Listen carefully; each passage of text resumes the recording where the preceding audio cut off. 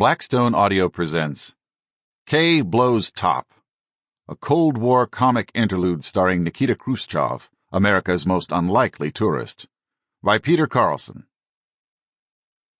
For my daughters, Emily and Caitlin, and of course, once again, for Kathy.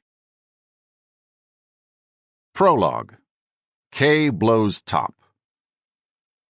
Maybe it was Khrushchev throwing a temper tantrum because he wasn't allowed to visit Disneyland.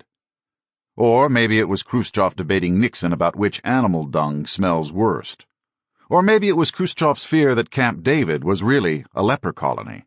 Or maybe it was the American Dental Association's courageous battle to defend the Waldorf Astoria ballroom from Khrushchev's invasion. Or maybe it was Khrushchev's historic meeting with Marilyn Monroe, who later described the magic moment in her inimitable sexy purr. "Khrushchev looked at me," she said, "the way a man looks on a woman." I'm not sure which of these delicious anecdotes turned me into the world's most zealous, and perhaps only, Khrushchev in America buff, but I'm certain that it happened on a Thursday or a Friday.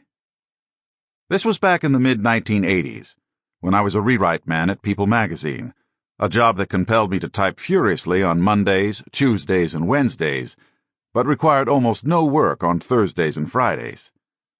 To fill the idle hours, I amused myself by exploring the treasures of the Time Life library of newspaper clippings.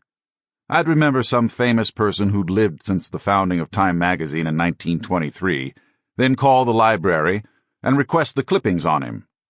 A few minutes later, a messenger would drop a folder on my desk.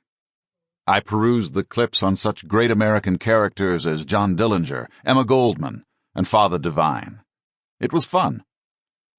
One day, after reading somewhere that Soviet Premier Nikita Khrushchev had been barred from Disneyland during his tour of America in 1959, I called the library and requested the clips on his trip. A few minutes later, a librarian called back. "There are an awful lot of them," she said. "Are you sure you want them all?" I replied with the phrase that's launched a million misadventures. "Sure, why not?"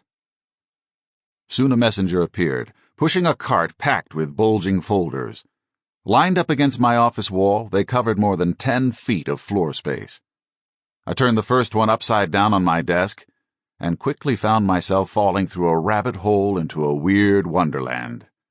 At first, I just glanced at the headlines. Khrushchev is a showman on his arrival. Khrushchev's whiskey joke. Khrushchev's U.S. tour like traveling circus. And this one, which for some reason still makes me laugh. Khrushchev.